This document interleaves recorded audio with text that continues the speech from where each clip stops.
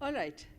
So we all are consumers of media. When I'm talking about media, let me talk about the news media in this country. Okay? So do you have an idea how many newspapers would we have in this country? Any guesstimate?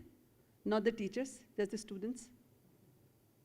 More than 1 lakh of newspaper or publications, out of which about 17,000 are daily newspapers. Okay? And the reach is enormous. We have more than 400 news channels which are blurting out, good and bad both, 24/7. And we have an All India Radio and many FM stations. So I'm sure you have some favorite newspapers, some favorite news channels. But what has really changed? What you must know as a student of journalism or media per se. Media is not a monolith. There are different kinds of media, and they're driven by technology, ideology, competition. So as media students, you must understand who really owns media in this country. Do you have any idea? Have you ever thought about when you look at a newspaper, किसका newspaper है ये? कौन ये TV channel चलाता है? कभी सोचा है आपने? Yes, almost 99% of the news channels and the news media is owned by big business houses. Media is supposed to be a watchdog in a society. It's called the fourth estate. The three other estates are executive, legislature, judiciary. It's supposed to be an interpreter of events and happenings in an independent manner. But does it really happen? Maybe as a media consumer, a gullible consumer of media does not even know. So when we talk about the media ecosystem, what really it means? It means a lot of media around who are creating an information dissemination order in a society, and we as media consumers are making a sense of the world through that media stimuli. वरना हमें तो कुछ पता ही नहीं होता ना, जो दुनिया के बारे में हम जानते हैं या हम कहते हैं, कहाँ से पता चलता है? मीडिया के मार्फत पता चलता है। और क्या मीडिया आपको सही बताती है? कि ट्रुथ जो है वो भी कंटेनम पे है। Truth, whose truth are they talking about? किसकी कहानी कर रहे हैं और कौन उस सच्चाई को देख रहा है? So there's no absolute objectivity per se. तो आपके लिए लेसन क्या है? आपके लिए लेसन ये है as students that don't depend on just one newspaper or one news channel. You should look at multiple channels and newspapers every day. In fact, at IMC I started a 0 period in the morning. All the students were supposed to, जो मेरे ADPR के थे, be in the library for 40 minutes to 1 hour, and it will be followed by discussion within the classroom. And generally, since this was ADPR and not journalism course which I anchored, so I'll ask them what is the main story, क्या है, खबर क्या है आज की? So they were supposed to see not only the first page but also the business page of that. So what is the other reality of the business page?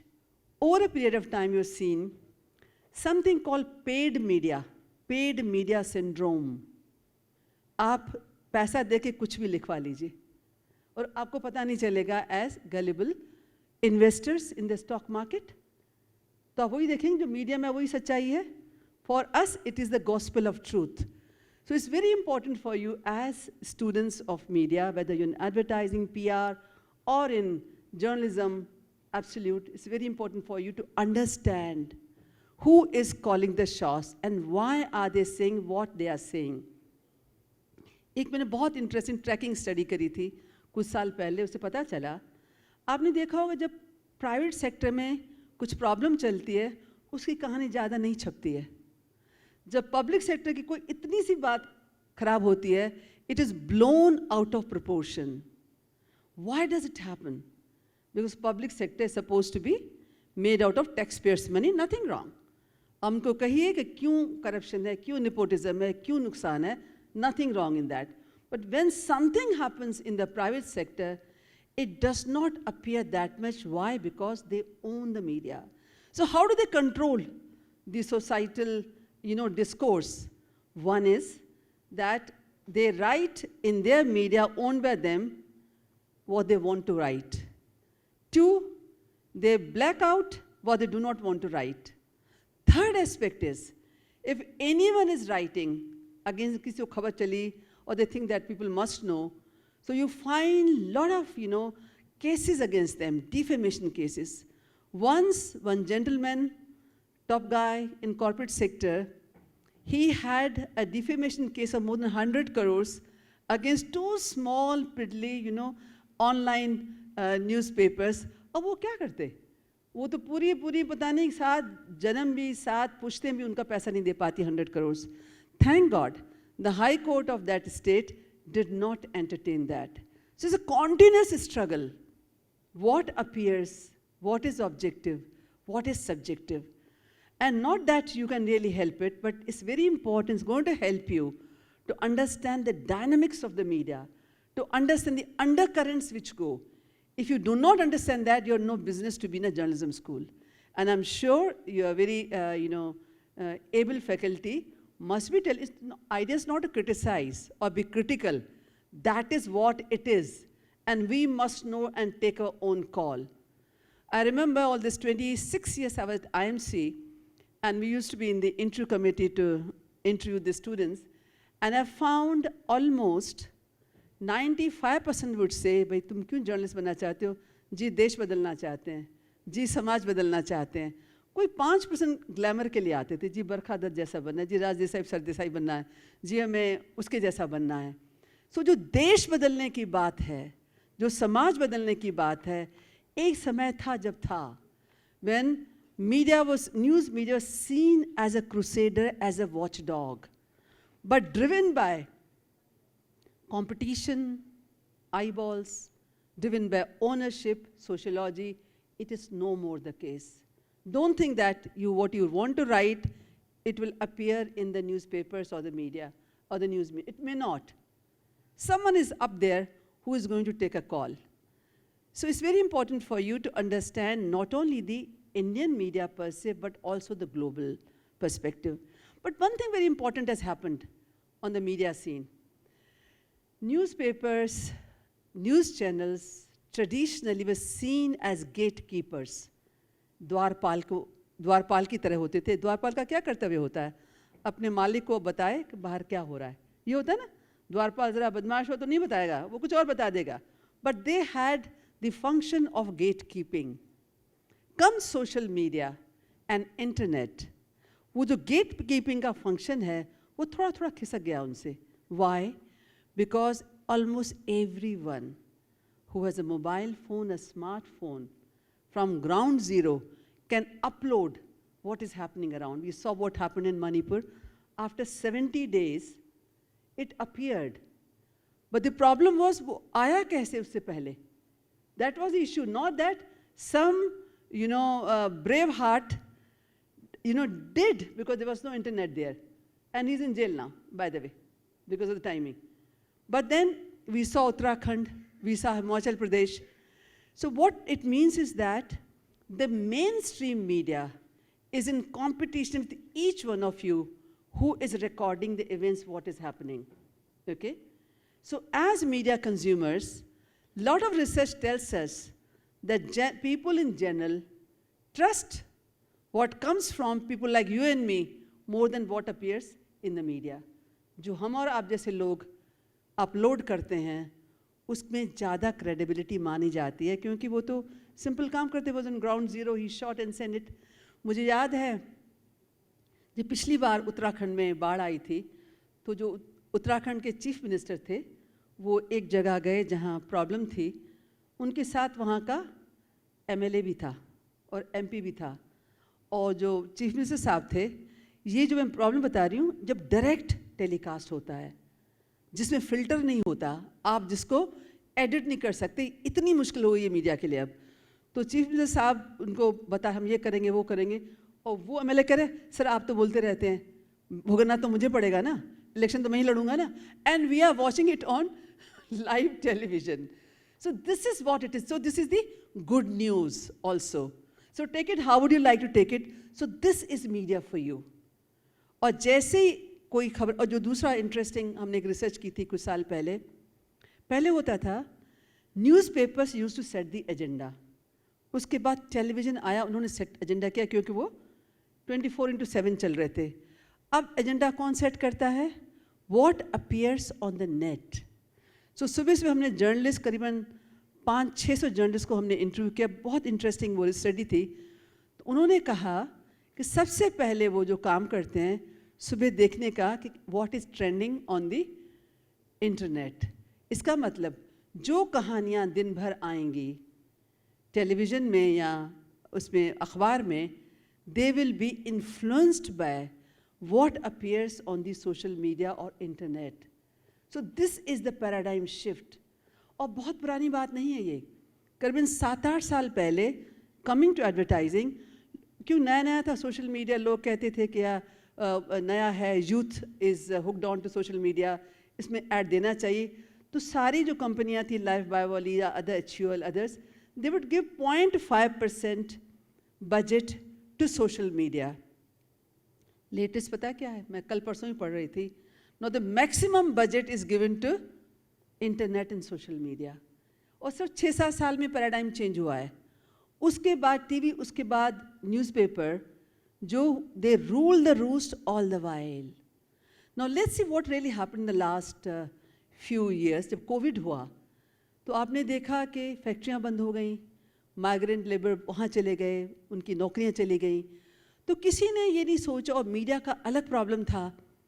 पहले तो ये था कि भैया क्या देना चाहिए मीडिया में, बहुत सारे केसेस भी हुए, फेक न्यूज़, वो न्यूज़, राइट और wrong I am not discussing here, but many journalist faced this kind of reaction also. मगर किसी ने ये स्टोरी नहीं लिखी कि मीडिया ने अपने आप कितना सफ़र किया। वन, बिकॉज एडवर्टाइजिंग ख़त्म हो गई, और मीडिया चलता किससे है? एडवर्टाइजिंग से। That's why the newspaper which you get for 5 rupees और 2 rupees is subsidised by the advertising industry. जब उन्होंने विड्रॉ कर लिया, सो ऑब्वियसली, और नौकरी किसकी गई? एडवर्टाइजर्स की नहीं गई, जर्नलिस्ट की गई। So it has that impact, ये पूरा कैस्केडिंग इम्पैक्ट होता है।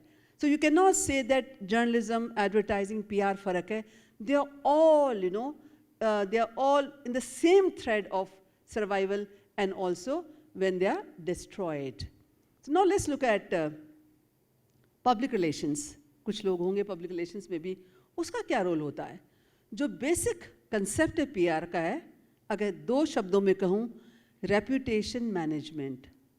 और रेप्यूटेशन होगी तो मैनेज करेंगे ना, मगर होती है हर एक समझता है मैं सबसे खूबसूरत, मैं सबसे हैंडसम, मैं सबसे होशियार, मैं सबसे बड़ा बिजनेसमैन, और इनकी वही प्रॉब्लम होती है। वॉल्टर लिपमैन एक बहुत बड़े न्यूज़मैन थे पिछली सेंचुरी के, एक बहुत बड़ी इंटरेस्टिंग बात कही।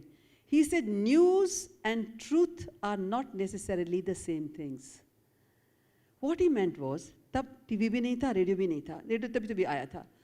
उन्होंने कहा the whole act of bringing out a newspaper every day does not allow people enough time to have various perspectives. एक का पर्सपेक्टिव लिया और बैठ के लिख दिया। वो एविडेंस बेस्ड जर्नलिज्म नहीं होता था, जिसने कहा वो आपने छाप दिया।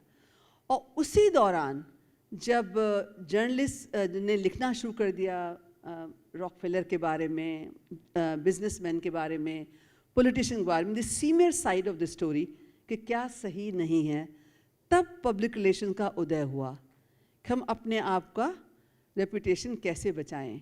पिछली सेंचुरी अराउंड दिस टाइम, 100 साल हो गया होगा, 1718 में, 1917-18 में, public relations was taught as a paper in journalism. From journalism perspective, public relations is a source of news for them. अब जो अखबार आप पढ़ते हैं 26 पन्नों का, 28 पन्नों का, 32 पन्नों का, अगर सिर्फ जर्नलिस्ट लिखने लग जाएं तो नहीं निकाल पाएंगे। तो आजकल एक बड़ा क्रिटिसिज्म होता है, कहा जाता है न्यूज़ रिलीज जर्नलिज्म। जो न्यूज़ रिलीज आई आपने वो छाप दी, हो सकता है उसके लिए थोड़ा पैसा भी ले लिया हो। So there has been a huge deterioration in the media discourse, in the media narrative.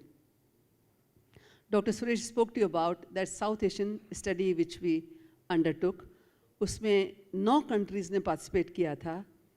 तो 2 तरह की थी. एक तो उनका पोर्ट्रायल क्या है women का, और दूसरा उनका स्टेट ऑफ women क्या है. तो पता चला कि हर जगह वही हाल है, हिंदुस्तान में ही नहीं, सब की सब कंट्रीज़. 8 और 9वीं बर्मा है, मुझे भी मौका मिला बर्मा भी जाने का, वहाँ रिसर्च करने का, कि हर जगह प्रॉब्लम है as far as the working conditions are concerned. So as a budding journalist who are going to get jobs in the media, you should be aware about the state of the media in terms of employment, in terms of your working conditions, in terms of your promotions. अगर आज देखें मैंने 1 lakh publications की बात करी, ओझा जी बताएंगे आपको कितने editors हैं women इसमें.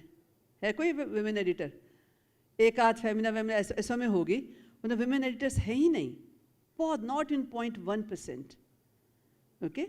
But when you look at the space, the narrative, उसमें भी बहुत patriarchal discourse है. तो जब आप, whether you are a boy or a girl, man or a woman, ये बहुत important है. जब आप लिखते हैं तो जेंडर को ध्यान में ज़रूर रखिए. We are, कहा जाता है, home is the cradle of civilization. तो हम घर से सीखते हैं. माँ की ट्रीटमेंट, दादी की ट्रीटमेंट, बेटी की ट्रीटमेंट कैसी होती है.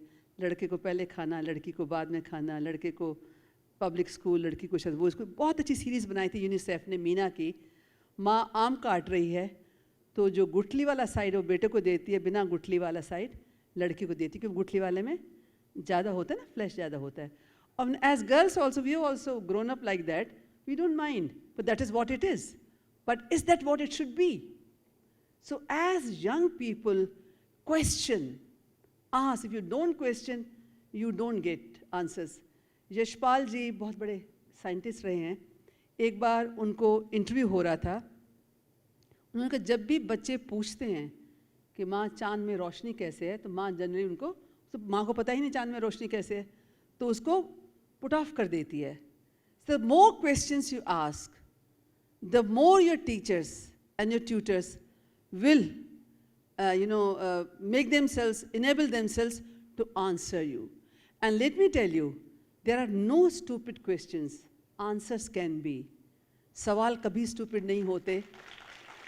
वो इसीलिए आपको पता नहीं तभी आप पूछ रहे हैं ना.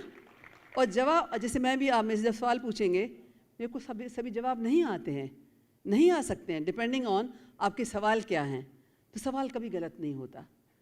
तो आप खूब सवाल पूछिए और खूब जवाब लीजिए. आपके बहुत ब्रिलियंट एकेडमी वो फैकल्टी है, मैं बहुत साल से जानती हूँ. सुरेश जी तो अभी आए हैं, पिछले 20 साल से हम आ रहे हैं और देख रहे हैं the whole the progress of this university which has the potential to become one of the best in the world, not only in India. क्यों, आपकी जर्नलिज्म है कहाँ? कितनी जर्नलिज्म यूनिवर्सिटीज़ हैं बताइए पूरे दुनिया में. तो you have the potential and you could be the change makers. अब कुछ और ज्ञान दे दो, महाज्ञान नहीं है मेरे पास. मीडिया की बात कर ली हमने. अब देखिए, अब जब भी आप अखबार खरीदते हैं, न्यूज़पेपर खरीदते हैं और पढ़ने के लिए उसको अपने सामने रखते हैं, न्यूज़ चैनल चलाते हैं, कोई भी चैनल चलाते हैं, you don't switch on a TV और रेडियो और look a newspaper to watch ads. You want to be informed, you want to be entertained. तो जो एडवर्टाइजिंग के अगेंस्ट एक क्रिटिसिज्म है, is sexist, sensational, is useless, is better, we will be better off without advertisements, वो कहीं ना कहीं सच भी है. मगर from their perspective, advertisements jostle between news items, they jostle between entertainment programmes. उनको दिखाने हम भी हैं, हमें भी देखिए. तो बहुत तरह के मीडिया इनोवेशंस होते हैं और 90 के दशक से बहुत इनोवेशंस हो रहे हैं. एक इनोवेशन कहते हैं रोड ब्लॉक. वो क्या है रोड ब्लॉक? आपकी एडमिन जो है फैकल्टी जानती होगी. जहाँ जाइए हमें पाइए. आपने चलाया स्टार न्यूज़ तो एक ऐड आ रहा है, आपने कहा जब ऐड है कुछ और देख लेता हूँ. आप चले गए जी, वहाँ भी वही आ रहा है. चले गए आप न्यूज़ चैनल, वहाँ भी वही आ रहा है. This is called the road block technique. कोई वो इतना पैसा लगता है एक ऐड देने में तो कुछ तो करेंगे कि आप उनको देखें. But the other argument is, which I'm sure is written by a advertising person, that advertising space is the only happy space in media. बाकी तो रोना रुदन रोना धोना रेव्स मर्डर्स पॉलिटिक्स. अच्छी जगह कौन सी है? विज्ञापन की जगह अच्छी है, बत्ती सी दिखती है और लोगों को खुश करती है. So that's the another argument. या तो मैं आपको बताऊंगी थोड़ा सा ग्लिम्पसेस ऑफ जो रिसर्च किया 2-2.5 साल ICSR की प्रोजेक्ट थी. ये तो साउथ एशियन प्रोजेक्ट थी और पैसा बहुत कम था. तो हम चले गए ICSR के पास कि हम ये रिसर्च करना चाहते हैं. IMC वाले भी चले, तब मैं IMC छोड़ चुकी थी. तो IMC ने जर्नलिज्म उठा लिया, हमने एडवर्टाइजिंग का साथ वो उठा लिया. हम दोनों को मिला के 45 लाख रुपया मिल गया. It's a lot of money to do research. They don't pay the, I didn't get a penny, but for doing research we got the money. तो उसमें बहुत ही ऐसा नहीं था कि हमें पता नहीं था क्या हो रहा है. मगर मैं ये बताना चाहती हूँ, जब आप एडवोकेसी रिसर्च करते हैं, मैं आपके टीचर से भी कहूँगी, आपसे भी कहूँगी, हर चीज़ एविडेंस बेस्ड करिए. ये नहीं है कि आपको टीचर होना पड़ेगा. As students don't just write what you feel like write because you think you are the best writer. Is it pre tested? Who are you making it for? Who is a target audience? Do they understand what you are saying? Is very important. So when we did this research in advertising, हमने 3-4 चीज़ें करी. एक तो एक Walter Goffman करके हैं, बहुत बड़े सोशोलॉजिस्ट हैं, जिन्होंने कंटेंट एनालिसिस की थी 500 एड्स की करीबन 1970 के दौरान. जिन्होंने बताया था कि कुछ बड़ा मेजरेबल क्वान्टिफाइबल इंडिकेटर्स थे कि how the ad can be analyse based on gender parameters. Because all research should be on theoretical construct. ये हमेशा याद रखना. जो आपको इम्पैक्ट स्टडी कराते हैं ना, 2/2, 2 दूनी 4, वो वाली रिसर्च की कोई वैल्यू नहीं होती है. फ्रीक्वेंसी वाली रिसर्च की वैल्यू नहीं होती है इतनी. So if you can do research which is based on a time-tested theoretical constructs, we did that. हमने करीबन 3 दशक का 90 से लेके 2019 तक ख़त्म हुई. हमने एक क्रॉस सेक्शन ऑफ एड्स देखा. हमने फोकस ग्रुप डिस्कशन के थ्रू सारे हिंदुस्तान में cross section of ad agencies गए, वहाँ मिले. सुरेश जी ने बताया कि मेरे जो स्टूडेंट्स हैं लीडरशिप पोजीशन में हैं, अगर वो नहीं होते तो शायद ये रिसर्च नहीं हो पाती. Because advertising industry is very opaque. They don't let you in. वहाँ क्या हो रहा है कुछ पता नहीं चलेगा. आपको पता चलेगा जब आप नौकरी ढूंढने जाएंगे. 5,000 से भी नौकरी शुरू नहीं करते, मगर आप 5 करोड़ भी कमा सकते हैं कुछ साल बाद. ये डिफरेंस है उसमें. तो बिकॉज मेरे स्टूडेंट्स लीडरशिप पोजीशंस में थे, मुझे वो मिला जो मैं चाहती थी. ग्रुप डिस्कशंस भी हो गए, इंटरव्यूज़ भी हो गए, सब हो गया. कुल मिला के what I am trying to tell you is that अगर आपने ठान लिया जीवन में मुझे बदलाव लाना है, चाहे आप एडवर्टाइजिंग से ला सकते हैं, आप उन्होंने देखो पुराने एड्स बताए, चाहे आप पब्लिक रिलेशन से ला सकते हैं, जर्नलिज्म से ला सकते हैं. तो जब ये रिसर्च आ गई तो हमें पता चला कि more than 85% ads are gender insensitive. एक छोटी सी बात थी. And it cuts across all brand categories. Even जो बैंक के एड्स हैं, फाइनेंशियल इंस्टीट्यूट एड्स है, वो भी जेंडर सेंसिटिव नहीं हैं. व्हीकल के एड्स तो बिल्कुल ही नहीं है. ये सब नहीं है.